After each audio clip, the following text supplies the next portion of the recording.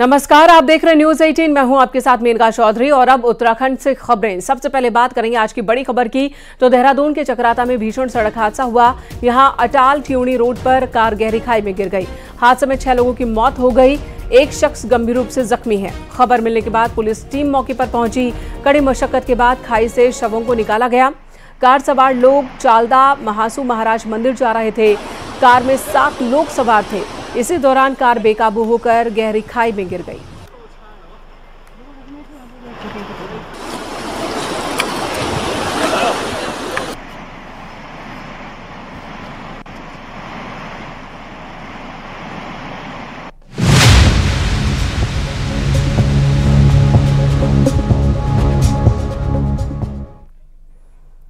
देहरादून में विधानसभा सत्र चल रहा है और बजट सत्र के तीसरे दिन सरकार ने आर्थिक सर्वे रिपोर्ट सदन में रखी, जिसमें साल 2023-24 में विकास दर बढ़कर 7.58% बताई गई है। वहीं प्रति व्यक्ति आय बढ़कर 2,60,201 रुपए तक पहुंच गई है।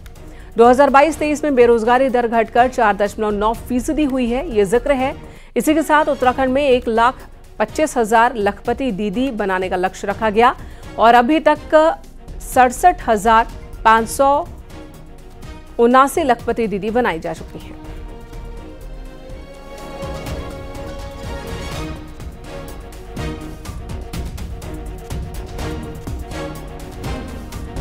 उत्तराखंड में वन्य जीवों का आतंक इतना गहरा गया है कि आज विधानसभा में भी मामला गूंजा। बजट सेशन के दौरान सदन में बाघ, गुलदार, भालू और हाथी पर पक्ष विपक्ष जमकर चर्चा करते दिखे।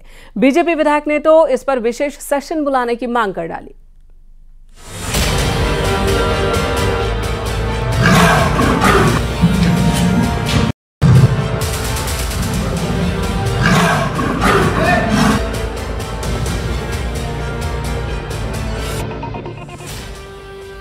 उत्तराखंड में पहाड़ से लेकर मैदान तक इन दिनों जंगली जानवरों का आतंक बना हुआ है।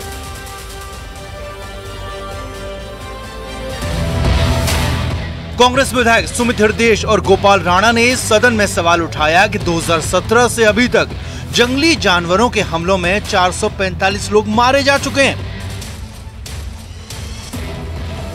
बड़ी संख्या में घायल हुए हैं। बाघ, गुलदार, हाथी, भालू से जनता त्रस्त है, परेशान है। बंदरों के झुंड फसलों को तहस नहस कर रहे हैं। नेता प्रतिपक्ष का कहना था कि सरकार इसे लेकर ठोस नीति लाए और एक टास्क फोर्स भी गठित की जाए, जबकि वन मंत्री का कहना था कि सरकार बंदरों का बंध्याकरण मिशन मोड में कर रही है, जिसके चलते इनकी संख्या में कमी आई है। मानव वन्यजीव संघर्ष रोकने के लिए हेल्पलाइन का भी गठन किया गया है। हर माह 20 क्षेत्रफल की खेती तबाह, कहीं जंगली सुअर और बंदरों के झुंड से फसलें चौपट हो रही हैं। किसान कहीं हाथियों के माध्यम से हो रही हैं। किसान अपना माथा पीट रहे हैं। जान का खतरा अलग है। 71% वन भूमि वाले सूबे में वन्यजीव किस प्रकार से मुसीबत का सबब बन चुके हैं, ये गहरा प्रश्न है। तत्काल किस तरह पैसा अगर कहीं क्षति भी है तो पहुंचाने के लेकर के वन विभाग बहुत संवेदनशीलता के साथ काम कर रहा है। फॉरेस्ट लैंड इसके रिस्टोरेशन पर हम लोग काम कर रहे हैं। इंटीग्रेटेड कंसेप्ट अभी इसमें जर्मन सरकार से हम लोग टेक्नोलॉजिकल कॉर्पोरेशन भी इसमें ले रहे हैं, जिसमें कि इसको लैंडस्केप रिस्टोरिंग के माध्यम से इस तरह की घटनाओं को कम मिटिगेट किया जा सके। QRT भी हमने बनाई। अब आए माननीय अध्यक्ष जी बंदर की बात। मुझे खुशी है सदन को बताते हुए कि हमने विगत 2-3 वर्षों में 24% संख्या बंदरों की तेजी के साथ बंध्याकरण करने का काम किया। बीजेपी विधायक महंत दिलीप रावत तो एक कदम आगे बढ़ गए। मुख्यमंत्री और स्पीकर से मुलाकात कर वन्यजीवों के बढ़ते हमलों पर चिंता जताई और इस पर एक ठोस नीति के साथ ही विधानसभा का 1 दिन का विशेष सत्र बुलाने की मांग कर दी। दिलीप रावत ने यहां तक कह दिया कि उत्तराखंड के लिए जंगल अभिशाप बन चुके हैं। इस समय पूरा उत्तराखंड लगभग 67% जो है हम वनाच्छादित हमारा क्षेत्र है, लेकिन इसके वन के संरक्षण का आज हमें बड़ा अभिशाप की भांति हमको रहना पड़ रहा है। और मैं समझता हूं कि मैंने अभी माननीय विधानसभा अध्यक्ष से भी और माननीय मुख्यमंत्री से भी मांग की है कि 1 दिन का विशेष सत्र जो है उत्तराखंड के जो वन अधिनियम है, जिसके कारण हमारे विकास कार्य अवरुद्ध तो हो रहे हैं और साथ साथ जो हम निवाला हमारा जनमानस बन रहा है उसकी समीक्षा के लिए क्या हम कर सकते हैं और उसका प्रदेश में जो आक्रोशित जनता है उनके उद्गार को प्रकट करने के लिए हमने निवेदन किया है कि एक विशेष सत्र का जो है यहाँ विधानसभा में होना चाहिए। तो उत्तराखंड में अकेले इस साल अभी तक जंगली जानवरों के हमलों में 9 लोग मारे जा चुके हैं तो 22 से ज्यादा लोग घायल हैं। आमतौर पर पहाड़ी इलाकों में ही ऐसे मामले सामने आते रहे हैं, लेकिन अब राजधानी देहरादून में भी पिछले 2 महीनों में 2 बच्चे गुलदार का शिकार बन चुके हैं। मुख्यमंत्री धामी 3 बार इसी मुद्दे पर फॉरेस्ट अफसरों की मीटिंग भी ले चुके हैं। देहरादून से न्यूज 18 के लिए सुनील नवप्रभात की रिपोर्ट।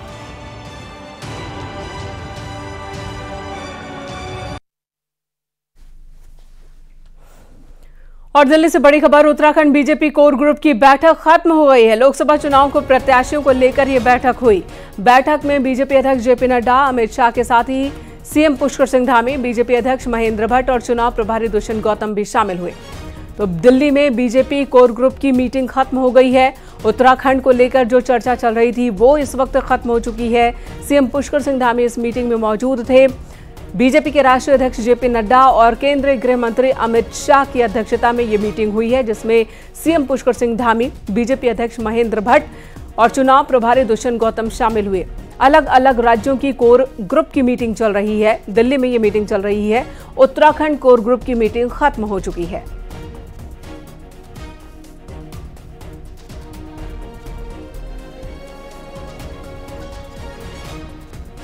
हिमाचल प्रदेश में कांग्रेस की सरकार होने के बाद भी 6 विधायकों ने बीजेपी के राज्यसभा उम्मीदवार को वोट किया।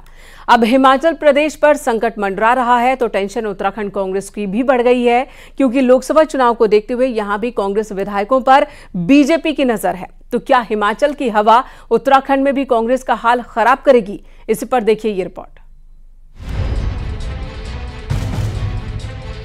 पूरे प्रदेश में मोदी में ही और मोदी जी की गारंटी का जो सब विश्वास कर रहे हैं।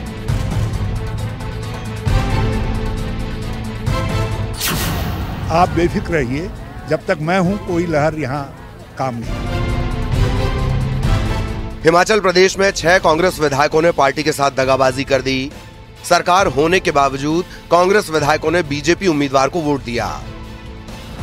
अब हिमाचल में कांग्रेस को सरकार गिरने का डर है कि कहीं विधायक पार्टी छोड़कर बीजेपी में न चले जाएं, जैसा 2016 में हरीश रावत के मुख्यमंत्री रहते उत्तराखंड में हुआ था। अब सवाल है कि क्या राज्यों में कांग्रेस के बड़े नेता फेल हो रहे हैं? स्वर्गीय वाई.एस. परमार, स्वर्गीय वीरभद्र सिंह जी की लीगेसी से, उनके अद्भुत कार्यों से बधे हुए हैं, उनकी भावनाओं से बधे हुए हैं, और कोई काम हम ऐसा नहीं करेंगे जिससे कांग्रेस कमजोर होगी। और हिमाचल में वर्तमान स्थिति अस्थायी है और सरकार को कोई खतरा नहीं होगा। आप बेफिक्र रहिए, जब तक मैं हूं कोई लहर यहां काम नहीं। हिमाचल में कांग्रेस सरकार का भविष्य उसके विधायकों के हाथ पर टिका है, पर उत्तराखंड में विपक्ष में होने के बावजूद कांग्रेस विधायकों के पार्टी छोड़ने का खतरा मंडरा रहा है। हिमाचल प्रदेश से सटे बीजेपी और कांग्रेस विधायक की राय अलग अलग है। कांग्रेस विधायक प्रीतम सिंह के मुताबिक हिमाचल का हाल नेतृत्व पर सवाल है, जिसे कांग्रेस हाईकमान देखेगा। तो पुरोला से बीजेपी विधायक दुर्गेश्वर लाल के मुताबिक हिमाचल की तरह उत्तराखंड में भी बड़ा खेला होगा। वहीं सूत्रों का भी दावा है कि हिमाचल की तरह उत्तराखंड में कांग्रेस के कुछ विधायक बीजेपी के संपर्क में हैं। उत्तराखंड का जहां तक आप जिक्र कर रहे हैं, उत्तराखंड में ऐसा कुछ होने वाला नहीं है। कांग्रेस का एक विधायक कांग्रेस के प्रति पूरी तरीके से समर्पित है। हिमाचल का आपने जिक्र करा, स्वाभाविक बात है कि कहीं ना कहीं कोई ना कोई चूक हुई है। वहां के नेतृत्व को ये देखना चाहिए था ये चूक कैसे और क्यों हुई। देखिए उत्तराखंड में भी होने, आप देखिए एक बहुत बड़ा खेला होने जाएगा बहुत जल्द। लोकसभा में कांग्रेस के काफी साथी लोग जो बीजेपी का दामन थामेंगे, क्योंकि जो पूरे प्रदेश में मोदी में ही और मोदी जी की गारंटी का जो सब विश्वास कर रहे हैं, जनता भी और विधायकगण भी। उत्तराखंड में राष्ट्रपति चुनाव के दौरान एक कांग्रेस विधायक ने क्रॉस वोटिंग की, लेकिन कोई कार्रवाई नहीं हुई। ऐसा ही काम अब राज्यसभा चुनाव में हिमाचल प्रदेश में हुआ। कांग्रेस का यह हाल हाईकमान से लेकर बड़े नेताओं की काबिलियत पर सवाल खड़े कर रहा है, और कांग्रेस विधायक हिमाचल प्रदेश से लेकर उत्तराखंड में राज्यों के नेताओं के पीछे लामबंद होने को तैयार नहीं दिखते। Dipankar Bhatt, news 18, Dehradun.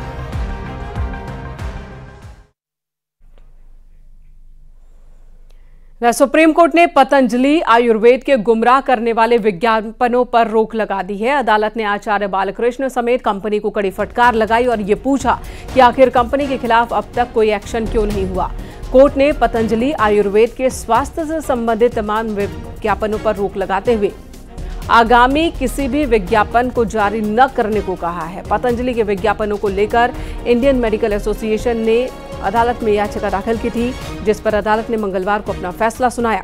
Supreme court Patanjali Ayurveda और आचार्य बालकृष्ण को गुमराह करने वाले विज्ञापनों की पब्लिशिंग में शामिल रहने के लिए अवमानना का नोटिस भी भेजेगा। अवमानना नोटिस का जवाब देने के लिए इन्हें 3 हफ्ते का वक्त दिया गया है। दरअसल पिछले साल अदालत ने कंपनी को विज्ञापनों पर रोक लगाने का आदेश दिया था। नवंबर महीने में ही अदालत की ओर से कहा गया था कि पतंजलि को आदेश है कि वो सभी विज्ञापन हटा ले जो दावे किए जा रहे हैं कि स्वास्थ्य पूरी तरह से ठीक हो जाता है, उन दावों को हटाए और आदेश का पालन नहीं किया जाता है तो जांच के बाद कंपनी के तमाम प्रोडक्ट्स पर 1-1 करोड़ रुपए का जुर्माना लगाया जाएगा। अदालत ने आयुष मंत्रालय से भी कार्रवाई को लेकर सवाल किया है।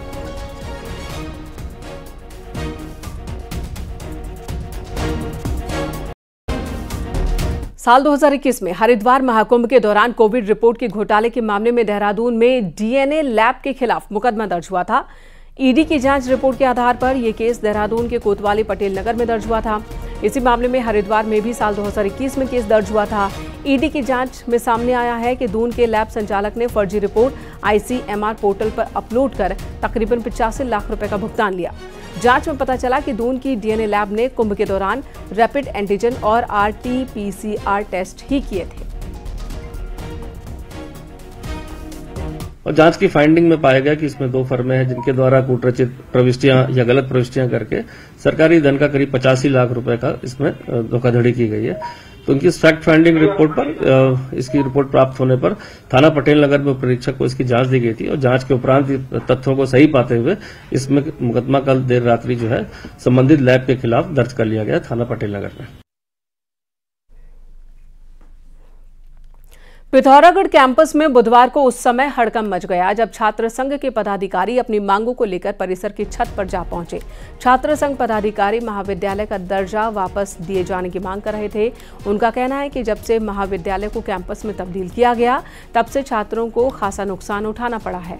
हालात ये हैं कि पढ़ाई पूरी तरह से चौपट हो गई है। वहीं कैंपस प्रबंधन के मनाने पर छात्र संघ पदाधिकारी छत से उतरे। और हमारे मांग ये है कि बिना शासनादेश के जो कैंपस चला है ये कैंपस नहीं चाहिए हमें बिना शासनादेश का। ये कैंपस हम कैंपस की मांग नहीं है, कैंपस बनाना है पिथौरागढ़ में अन्य जगह के कॉलेज बनाओ, उसी को कैंपस बनाओ। परिसर अपने पूर्ण रूप से गतिमान प्रक्रिया में चला हुआ है और यदि शासनादेश ही नहीं हुआ होता तो परिसर में जो टीचर्स के समायोजन की जो विज्ञप्ति निकली वो नहीं निकली होती और निदेशालय स्तर पर भी इसको स्वीकार किया गया। निदेशालय ने खुद ही सरकारी जो हमारे प्राध्यापक थे उनके लिए विज्ञप्ति जारी करी कि जो परिसर में रहना चाहते हैं वो विकल्प पत्र प्रस्तुत करें। इधर बागेश्वर के विवेकानंद विद्या मंदिर में इन दिनों बोर्ड के एग्जाम्स चल रहे हैं, जिसके चलते सभी टीचर और स्टाफ एग्जाम में व्यस्त हैं। तभी अचानक किसी ने स्कूल गेट के सामने रेता बजरी डंप कर दिया। इससे बोर्ड परीक्षा देने पहुंचे स्टूडेंट्स की बस स्कूल में ही फंस गई। आनन फानन में स्कूल प्रिंसिपल ने पुलिस को बुलवाया, जिसके बाद पुलिस ने अनाउंसमेंट भी करवाया, लेकिन कोई भी सामने नहीं आया। पुलिस अब सारा सामान जब्त करने की कार्रवाई कर रही है। किसी ने स्कूल के गेट के सामने जो है मेटेरियल जो है रेता और रोड़ी जो है खाली कर दिया है। तो फिर मैंने यहाँ कर्मचारी भेजे थे अपने, तो देखा उन लोगों ने भी काफी प्रयास किया, इधर लोगों से पूछताछ किया कि किसका है, लेकिन कोई भी निकल के बाहर नहीं आया और घर घर जाके लोगों से पूछ भी लिया है। अल्मोड़ा के जागेश्वर धाम का विकास मास्टर प्लान के तहत हो रहा है, जिसके लिए आरतोला से जागेश्वर मंदिर तक सड़क को डबल लेन बनाया जा रहा है। 1000 देवदार और दूसरे संरक्षित पेड़ों की कटाई का अब संकट मंडराने लगा है। जागेश्वर के पुजारियों ने पेड़ों को बचाने को लेकर एक मुहिम की शुरुआत की है।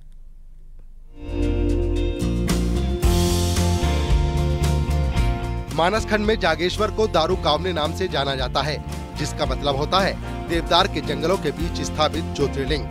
वहीं जागृत अवस्था में जागेश्वर में शिव को पूजा जाता है। जिनका देवदार के बीचों बीच निवास माना जाता है।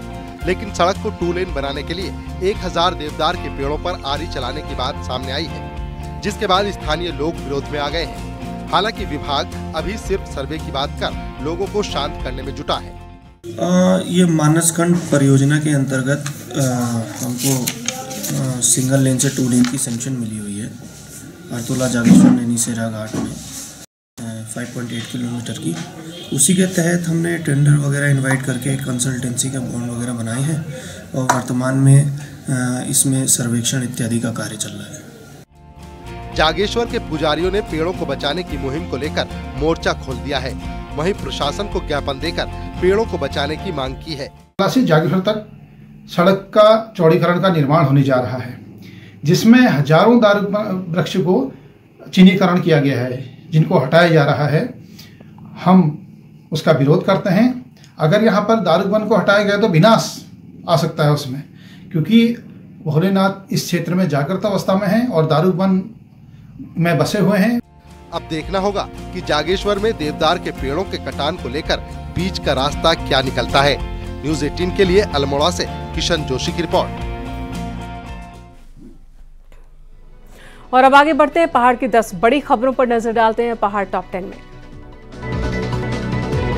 देहरादून के राजपुर रोड इलाके में चेकिंग के दौरान एक गाड़ी से पुलिस ने 30 लाख रुपए बरामद किए। पुलिस ने आयकर विभाग को सूचना दी है। रुड़की के पिरान कलियर में एक बच्ची की चोरी का मामला सामने आया। पुलिस ने टीम बनाकर बच्ची की तलाश तेज की है। पौड़ी में लोकसभा चुनाव की तैयारी तेज, फर्जी वोटिंग को रोकने का प्रशासन का पूरा फोकस। बागेश्वर के मंडल सेरा में हल्की सी बारिश भी लोगों के लिए मुसीबत बन गई। पानी निकासी नहीं होने से सड़क पर भर रहा पानी। कोटद्वार पुलिस और CIU की टीम ने चेकिंग के दौरान 7 ग्राम अवैध स्मैक के साथ एक तस्कर को गिरफ्तार किया। उत्तरकाशी पुलिस ने करीब 10 लाख की कीमत के 40 खोए मोबाइल फोन बरामद किए। मोबाइल फोन स्वामियों को लौटाए गए। उत्तरकाशी के कांजल की लकड़ी की तस्करी करते हुए पुलिस ने 3 को गिरफ्तार किया। यूपी में ये लकड़ी बेचने की तैयारी में थे। बागेश्वर में बर्फबारी के बाद पहाड़ के खूबसूरत नजारे। हिमालयी क्षेत्रों में चारों ओर बर्फ की चादर बिछी हुई। अल्मोड़ा के SSJ कैंपस के एक सेमिनार का आयोजन, जिसमें स्टूडेंट्स को एक विषयों में शोध करने के लिए प्रेरित किया गया। बागेश्वर में कांग्रेस कार्यकर्ताओं ने पहले राष्ट्रपति डॉक्टर राजेंद्र प्रसाद की पुण्यतिथि पर उन्हें याद किया। बताए गए मार्गों पर चलने का संकल्प लिया।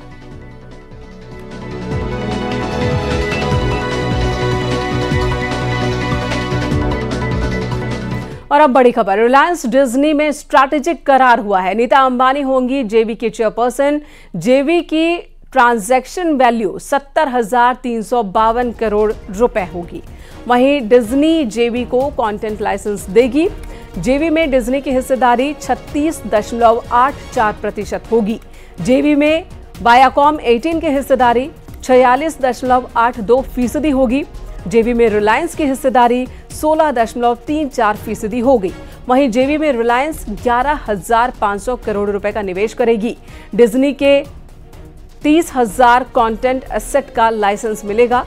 डिज्नी फिल्म्स के एक्सक्लूसिव राइट्स मिलेंगे। इस स्ट्रैटेजिक करार को लेकर RIL चेयरपर्सन मुकेश अंबानी का बयान आया कि डिज्नी के साथ ये जेवी महत्वपूर्ण करार है। एंटरटेनमेंट इंडस्ट्री में एक नए युग की शुरुआत है। जेवी से शानदार कंटेंट तैयार करने में मदद मिलेगी। ऑडियंस को किफायती दर पर कंटेंट मुहैया कराएंगे।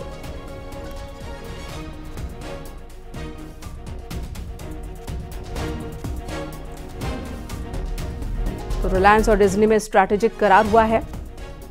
जेवी में वायाकॉम 18 की हिस्सेदारी की बात की जाए 46 से ज्यादा। वहीं रिलायंस की हिस्सेदारी 16.34% होगी। डिज्नी फिल्म्स के एक्सक्लूसिव राइट्स अब इसी तरह से मिल जाएंगे और ये राइट्स दावा है कि बहुत ही किफायती दर पर ऑडियंस तक ये कंटेंट पहुंचाए जाएंगे।